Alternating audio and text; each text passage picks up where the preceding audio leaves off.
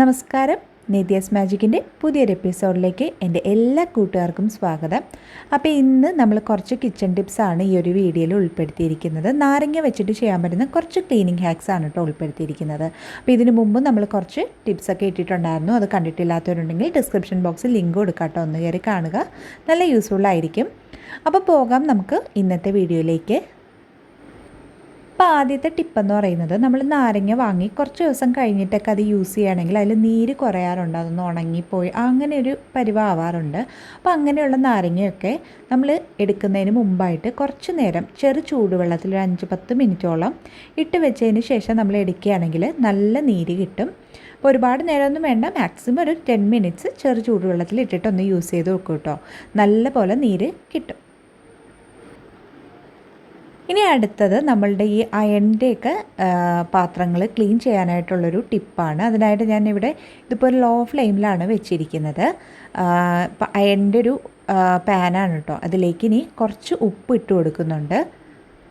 പിന്നെ നമുക്ക് ആവശ്യം നാരങ്ങയാണ്. അപ്പോൾ നാരങ്ങ നമുക്ക് ഒന്നുകിൽ കൈകൊണ്ട് തന്നെ ക്ലീൻ ചെയ്യാം, അല്ലെങ്കിൽ നമുക്ക് ഇതുപോലൊരു കത്തിയിലൊന്ന് കുത്തി വെച്ച് കൊടുക്കുക, അല്ലെങ്കിൽ ഒരു ഫോർക്കിലോ ഒന്ന് കുത്തിയതിന് ശേഷം നമുക്ക് ക്ലീൻ ചെയ്തെടുക്കാം. നന്നായിട്ട് അതൊന്ന് റബ്ബ് ചെയ്തെടുക്കുക. അപ്പോൾ പ്രത്യേകം ശ്രദ്ധിക്കുക, പാൻ അത്യാവശ്യം ചൂട് വേണം.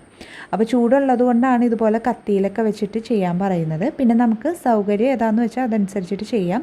എനിക്കിതിനേക്കാളും കുറച്ചുകൂടി സൗകര്യം കൈകൊണ്ട് തന്നെ ചെയ്യുന്നതാണ്. അപ്പോൾ അതുകൊണ്ട് ഞാൻ കൈകൊണ്ടാണ് ഇതിപ്പോൾ ക്ലീൻ ചെയ്യുന്നത്. അപ്പോൾ ശ്രദ്ധിക്കുക, പാൻ ചൂടായിട്ടാണ് ഇരിക്കുന്നത്. അപ്പോൾ കൈ പൊള്ളാതെ വേണം നമ്മളിത് ചെയ്തെടുക്കാൻ. അപ്പോൾ ഇപ്പോൾ പാൻ അത്യാവശ്യം നന്നായിട്ട് ചൂടായതുകൊണ്ട് ഞാൻ ഫ്ലെയിം ഓഫ് ചെയ്ത് കൊടുത്തിട്ടുണ്ട്. ഇനി കുറച്ച് നേരം നമുക്കിത് നന്നായിട്ടൊന്ന് റബ്ബ് ചെയ്തെടുക്കണം. അപ്പോൾ ആവശ്യമുണ്ടെങ്കിൽ കുറച്ചുകൂടി ഉപ്പിട്ട് കൊടുക്കാം കേട്ടോ. പിന്നെ പാനിൻ്റെ ചൂട് കുറഞ്ഞു പോവുകയാണെങ്കിൽ ഒന്നുകൂടി ഒന്ന് ലോ ഫ്ലെയിമിലാക്കി കൊടുക്കുക.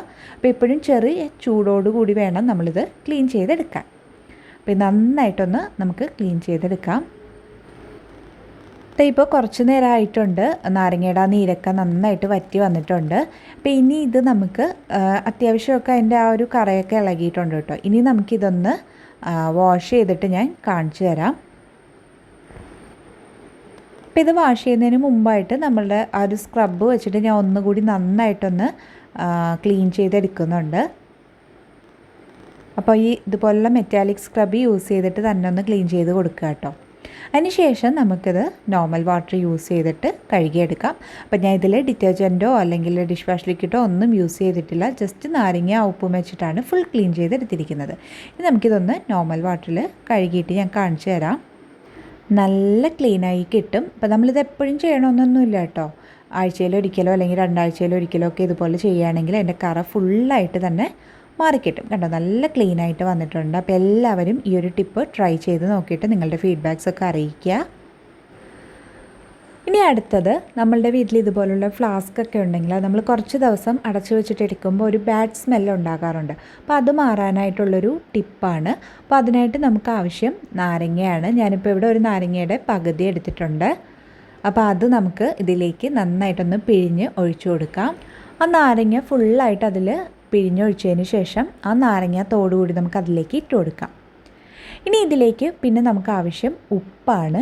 അപ്പോൾ ഒരു ടീസ്പൂണോളം ഉപ്പ് കൂടി ഞാൻ അതിലേക്ക് ഇട്ട് കൊടുക്കുന്നുണ്ട്. ശേഷം നമുക്കിതിലേക്ക് കുറച്ച് ചൂടുവെള്ളം, നല്ല ചൂടുള്ള വെള്ളം തന്നെ ഒഴിച്ചു കൊടുക്കാം. ഫുള്ളായിട്ട് ഒഴിച്ചു കൊടുക്കുന്നില്ല, ഫുള്ളായിട്ട് ഒഴിച്ചു കൊടുത്താലും പ്രശ്നമില്ല. അപ്പോൾ കുറച്ച് ചൂടുവെള്ളം കൂടി ഒഴിച്ചതിന് ശേഷം നമുക്കിത് നന്നായിട്ടൊന്ന് ക്ലോസ് ചെയ്തിട്ട് നന്നായിട്ടൊന്ന് കുലുക്കിയെടുക്കാം. ഇനി ഇതൊരു 10-15 മിനിറ്റോളം നമ്മൾ റെസ്റ്റ് ചെയ്യാൻ വയ്ക്കുക. അതിന് ശേഷം നമുക്കിതെടുത്ത് കഴുകിയെടുക്കാം. ഇപ്പോൾ ഒരു 15 മിനിറ്റ് ആയിട്ടുണ്ട്. അപ്പോൾ എടുക്കുമ്പോഴും നന്നായിട്ടൊന്ന് കുലുക്കിയെടുക്കുക. അപ്പോൾ അതിനുള്ളിൽ ആ കറയും ഒക്കെ ഇങ്ങനെ ചെയ്യുമ്പോൾ മാറിക്കിട്ടും കേട്ടോ. അതുപോലെ തന്നെ ആ ഒരു സ്മെല്ലും മാറും. അപ്പോൾ നന്നായിട്ടൊന്ന് കുലുക്കി എടുത്തതിന് ശേഷം നമുക്ക് ആ വെള്ളം മാറ്റിയിട്ട് ഒന്ന് കഴുകിയെടുക്കാം. അപ്പോൾ അതിൽ ആ ഒരു വെള്ളം കണ്ടോ, അത് നമുക്കിനി മാറ്റി കൊടുക്കാം.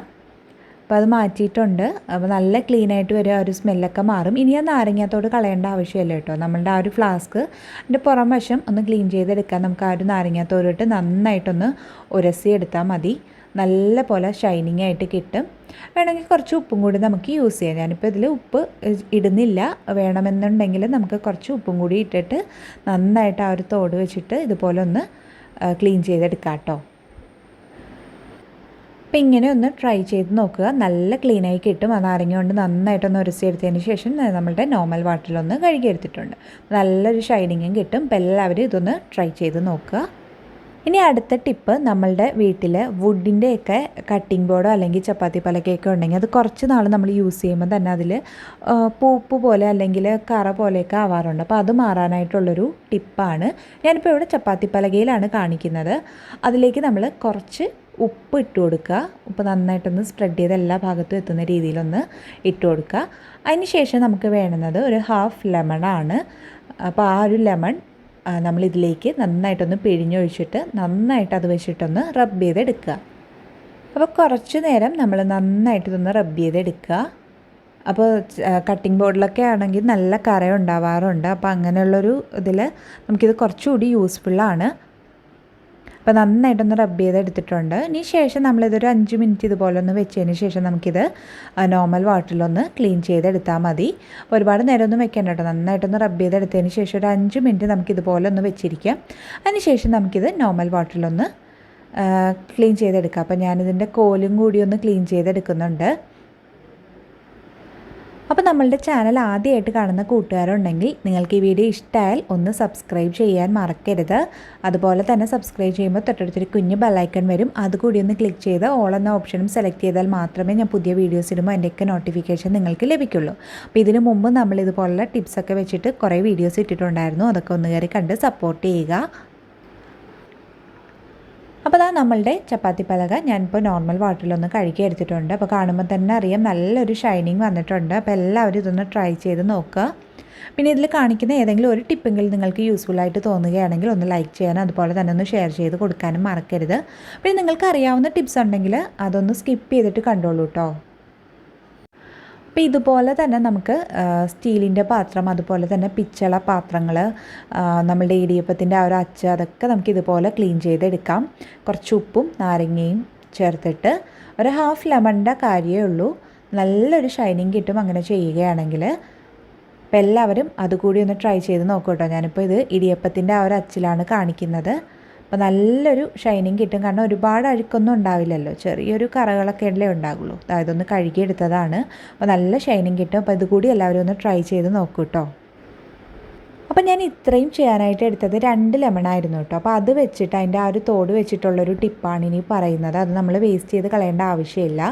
ആ ഒരു തോട് നമുക്ക് ഇതുപോലെ എടുത്തിട്ട് കുറച്ച് വെള്ളത്തിലേക്ക്, നമ്മളുടെ ഇപ്പോൾ കുറച്ചല്ലേ ഉള്ളൂ, 2 നാരങ്ങ ഉള്ളതുകൊണ്ട് കുറച്ച് വെള്ളം ഞാൻ എടുത്തിട്ടുള്ളൂ. നമ്മളുടെ കയ്യിൽ കുറച്ച് കൂടുതൽ നാരങ്ങത്തോടുണ്ടെങ്കിൽ കുറച്ച് കൂടുതൽ വെള്ളം എടുക്കാം. ഞാനിപ്പോൾ ഇവിടെ ഒരു 3/4 കപ്പോളം വെള്ളം എടുത്തിട്ടുള്ളൂ. അതിലേക്ക് നമ്മൾ ഈ നാരങ്ങത്തോട് ഇട്ട് കൊടുത്തിട്ട് നന്നായിട്ടൊന്ന് തിളപ്പിച്ചെടുക്കുക. അപ്പം കുറച്ച് നേരം നന്നായിട്ട് തിളയ്ക്കണം കേട്ടോ. അപ്പോൾ ഒരു ലോ ഫ്ലെയിമിൽ വെച്ചാൽ മതി, ഒരുപാട് തീയിട്ട് കൊടുക്കണ്ട. ലോ ഫ്ലെയിമിൽ വെച്ചിട്ട് ഒന്ന് തിളച്ച് വരുമ്പോഴേക്കും നമുക്ക് ലോ ഫ്ലെയിമിലേക്ക് മാറ്റിയിട്ട് കുറച്ച് നേരം നമ്മളിത് നന്നായിട്ടൊന്ന് തിളപ്പിച്ചെടുക്കുക. അപ്പോൾ ഇതിൻ്റെ ഒരു കളറൊക്കെ ഒന്ന് ചെറുതായിട്ട് ചേഞ്ച് ചെയ്യാൻ തുടങ്ങും. അപ്പോൾ ആ ഒരു ടൈമിൽ നമുക്ക് ഫ്ലെയിം ഓഫ് ചെയ്യാം കേട്ടോ. കണ്ടോ, ഇതിൻ്റെ ഒരു കളറ് ചേഞ്ച് ആവാൻ തുടങ്ങിയിട്ടുണ്ട്.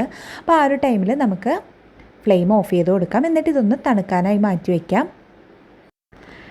ഇനി അതൊന്ന് തണുത്ത് വരുമ്പോഴേക്കും ആ നാരങ്ങ നന്നായിട്ട് അതിലേക്ക് നല്ല സോഫ്റ്റ് ആവും കേട്ടോ, നാരങ്ങയുടെ ആ ഒരു തോട് നമ്മൾ ഈ ഒരു ടൈമിൽ. അപ്പോൾ അത് നന്നായിട്ടൊന്ന് പിഴിഞ്ഞ് അതിലേക്ക് ഒഴിച്ചു കൊടുക്കാം. ഇനി അത് നമുക്ക് നന്നായിട്ട് അരിച്ച് മറ്റൊരു പാത്രത്തിലേക്ക് മാറ്റി കൊടുക്കാം. ഇനി അരിച്ചെടുത്ത ആ ഒരു മിക്സിലേക്ക് 1/2 ടീസ്പൂൺ ഉപ്പിട്ട് കൊടുക്കാം. അതുപോലെ തന്നെ 1/2 ടീസ്പൂൺ ബേക്കിംഗ് സോഡ കൂടി ഇട്ട് കൊടുക്കാം. അപ്പോൾ ജ്യൂസിൻ്റെ ക്വാണ്ടിറ്റി കൂടുതലുണ്ടെങ്കിൽ ഉപ്പിൻ്റെയും ബേക്കിംഗ് സോഡയുടെയൊക്കെ അളവ് കൂട്ടി കൊടുക്കുക. ഇനി നന്നായിട്ടൊന്ന് മിക്സ് ചെയ്തെടുക്കുക. നന്നായിട്ട് അതൊന്ന് യോജിച്ച് വരണം. പിന്നെ ഇതിലേക്ക് നമുക്ക് ചേർക്കാനുള്ളത് വിനീഗറാണ്. അപ്പോൾ വൈറ്റ് വിനീഗറാണ് നമ്മളിതിലേക്ക് ചേർക്കുന്നത്, നമ്മളുടെ ഫുഡിലൊക്കെ യൂസ് ചെയ്യുന്ന ഫുഡ് വിനീഗർ.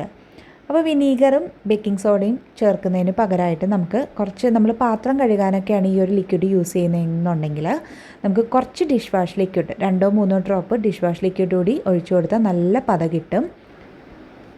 ഇനി ഈ ലിക്വിഡ് നമുക്കൊരു സ്പ്രേ ബോട്ടിലേക്ക് ആക്കി കൊടുക്കാം. അപ്പോൾ ഇതിൻ്റെ ഒരു ഹാഫ് പോർഷനാണ് ആ ഒരു ലിക്വിഡ് ഉള്ളത്. പിന്നെ ബാക്കി ഹാഫ് പോർഷൻ നമുക്ക് നോർമൽ വാട്ടർ ആഡ് ചെയ്ത് കൊടുക്കാം. അതിനുശേഷം നമുക്കിത് സർഫസൊക്കെ ക്ലീൻ ചെയ്യാൻ യൂസ് ചെയ്യാം. നമ്മളുടെ കിച്ചൺ കൗണ്ടർ ടോപ്പ് അതുപോലെ തന്നെ മറ്റ് സർഫസൊക്കെ ക്ലീൻ ചെയ്യാനായിട്ട് ഇതൊന്ന് സ്പ്രേ ചെയ്ത് കൊടുത്തതിന് ശേഷം ഒന്ന് വൈപ്പ് ചെയ്തെടുത്താൽ മതി. നല്ല ക്ലീനായി കിട്ടും. നല്ലൊരു മണവുമാണ്. അപ്പോൾ 2 ആഴ്ച വരെയൊക്കെ ഇതൊരു കേടും കൂടാതെ ഇരിക്കും കേട്ടോ. അപ്പോൾ എല്ലാവരും ഇതൊന്ന് ട്രൈ ചെയ്ത് നോക്കുക.